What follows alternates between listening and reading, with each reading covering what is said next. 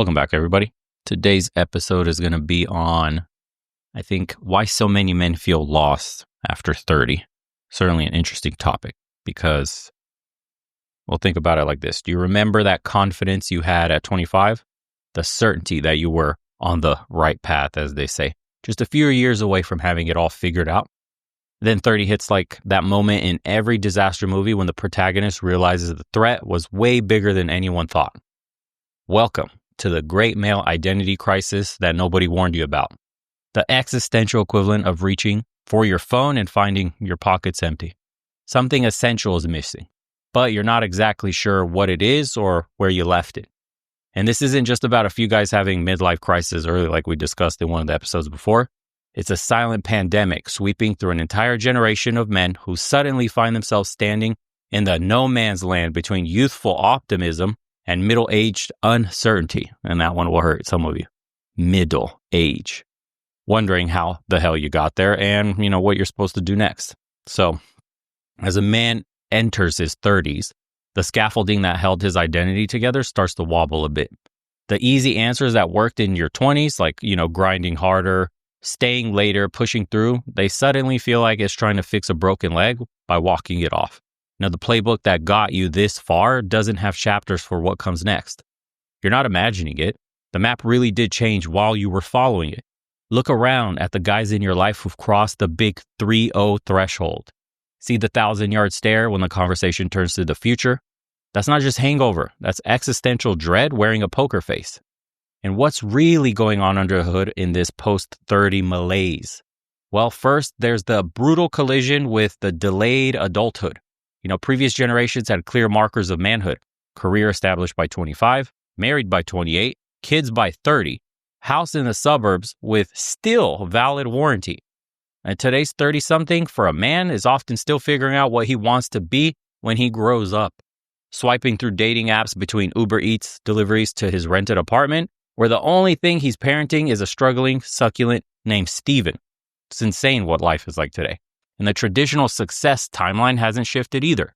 It's just been thrown into the blender with the economic reality, extended adolescence on top of that, and Instagram-worthy expectations. It's a mess. And the result is a disorienting smoothie of should-haves that leaves many men feeling like they're simultaneously behind schedule and without a schedule at all.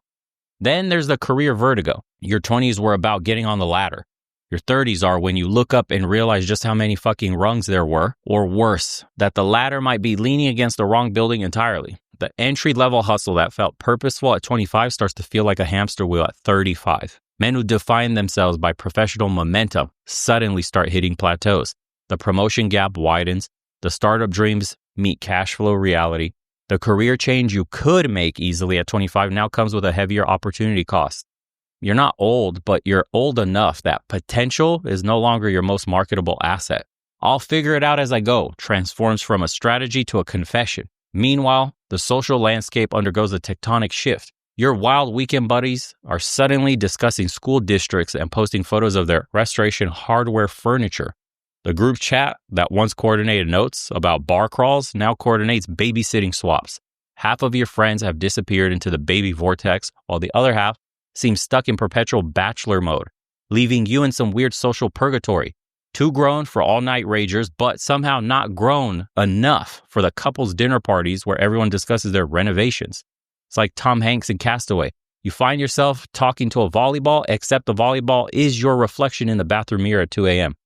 Brutal reality sets in. And the physical changes don't help either. Something happened between 29 and 32 that made recovery from everything, workouts, drinking, all-nighters, take twice as long now. And your body, once a reliable ally that could process pizza at midnight without complaint, now sends your indignant memos about cholesterol and weird aches and joints you didn't even know you had. Each new gray hair or strange back pain becomes existential rather than physical. Not signs of aging, but indications that you've crossed some invisible line into a new phase of your life that you didn't consent to. Your doctor starts using phrases like men your age, and suddenly you're Googling normal testosterone levels at midnight. But the most insidious shift happens in the realm of purpose and meaning. The 20s, for what they're worth, are gloriously simple in their directive. Establish yourself. The path might be challenging, but at least it's marked. Work hard, build skills, maybe connections. The formula isn't easy, but it is clear. Then your 30s arrive and the question changes. It's no longer just how do I succeed, but what does success even mean? And the far more terrifying, is this all there is? The existential questions you could postpone in your 20s become unavoidable as mortality stops being theoretical and starts sending you meeting invites. It's true. And the realization that you've gained the freedom to design your life comes paired with the paralyzing understanding that you actually have to design it. That there's no pre-written script for the next act, no clear milestone that signals you've made it. The blank canvas of possibility becomes less exciting and more daunting when you've had enough failures to understand the cost of wrong turns. And this crisis hits differently in the social media age. Previous generations of men might have had, private crisis of meaning, but they didn't have to watch their peers curate highlight reels of their apparently perfect lives in real time. The Instagram feed becomes a rotating gallery of roads not taken, choices you didn't make, and successes you didn't achieve, all filtered to maximum effect. Your college roommate's startup went public. Your high school teammates coaches his son's little league team outside his suburban dream home. What a life. And your former colleague, he's posting from business class on his way to give a keynote speech. Even if you're doing well by any objective standard, this comparative mindset created by constant exposure to others' peak moments creates a persistent background radiation of inadequacy. And dating and relationships take a different weight too. The casual approach of your 20s gives way to a more serious evaluation. Whether single or coupled, there's a new pleasure. If single, the pool seems to be shrinking and the stakes rising with each first date. If in a relationship, the perpetual question of, is this the right person to build a life with, gains urgency as the theoretical future becomes the actual present. Each path comes with its own flavor of existential angst. The single man fears he might miss his window, and the committed man worries he closed other windows too soon. It's a nutty way to think, but a lot of men go through it. And perhaps the cruelest part of this lost period is that it comes precisely when men are expected to project maximum confidence and competence. Society expects a 30-something man to be hitting his stride, not questioning his journey. The cultural archetype of the established man in his prime doesn't leave much room for existential wobbles or, identity renovations. So men do what they've been trained to do. They internalize the struggle. They develop elaborate cover stories for their uncertainty. And they work harder at jobs they're increasingly unsure about. They'll make major life decisions based on what they think they should want rather than what they actually want. And then they numb the discomfort with probably overworking, overdrinking, or over-scrolling through lives that look better than theirs. Maddening. And the good news is this, though. This crucible of confusion, while painful, of course, is where many men forge their more authentic selves. The questioning of defaults, the re-evaluation of inherited values, the honest confrontation with mortality and its meaning. These are not signs of breakdown, but prerequisites for breakthrough. That's how you should be thinking of all this stuff. And the men who emerge most successfully from this phase are often the ones who use the discomfort as data rather than disaster. A lost feeling becomes not a problem to be solved, but a signal that they're growing beyond old definitions of themselves. The way through isn't finding perfect answers, but getting comfortable with better questions.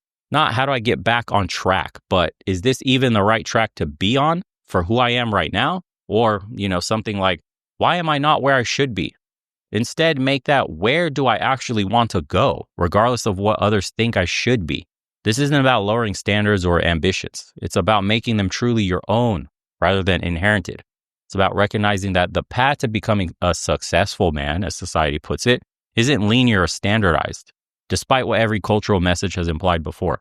So if you're a man in your 30s feeling unmoored, take some dark comfort in the universality of your condition. Everybody feels it. And you're not failing at adulthood. You're just confronting a complex reality of it without the simplistic illusions of youth where you feel like Superman, invincible. The uneasiness you feel isn't weakness. It's just awareness. And the questions plaguing you aren't signs of falling behind, but of pushing ahead into the genuine complexity of a meaningful life. The map that got you here won't get you there, but that means you get to draw your own map now. And while that's terrifying, it's also the beginning of the most genuine adventure possible, becoming the author of your own life rather than the character in someone else's story of what a man should be. The way forward isn't finding yourself. It's creating yourself deliberately, consciously, day by day, not despite the uncertainty, but through it. And that, my friends, is the message for today. I appreciate everybody that tunes in. as well as everybody in the private community, everybody that joins us for chats. Been an honor to speak with you. And as usual, let me know what you think, and we'll see you on the next one. Take care, everybody.